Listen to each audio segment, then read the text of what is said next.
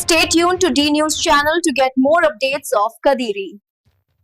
కదిర్లో dialysis centre ఇది పేద ప్రజలందరూ కూడా కిడ్నీ వ్యాధితో బాధపడే వాళ్ళందరూ కూడా డయాలసిస్ చేసుకోవాలంటే ఇక్కడ నుండి అనంతపూర్ కానీ బెంగళూరు కానీ పోయి ఒక రోజు పొద్దున్నే ఉదయం పోతే రాత్రి వరకు ఫ్యామిలీ మొత్తం పోయి చేయించుకునే పరిస్థితి. ఆ రోజు ఒక డయాలసిస్ పోవాలంటే దాదాపు 10,000 రూపాయలు ఖర్చు అయ్యేది.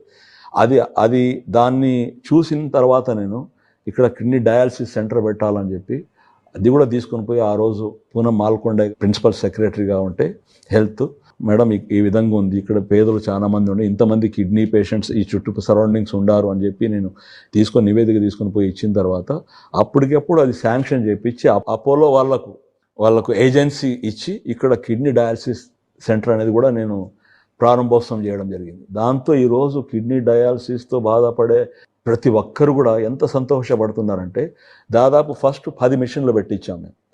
అప్పుడు 5 మిషన్లకి మాత్రమే అంటే అంత స్టాఫ్ వచ్చి పని చేశారు. ఇప్పుడు 5 కాదు 10 కూడా పూర్తి స్థాయిలో పని చేస్తుంటే కూడా షిఫ్ట్లు టైం ఇంకా దొరకట్లేదు.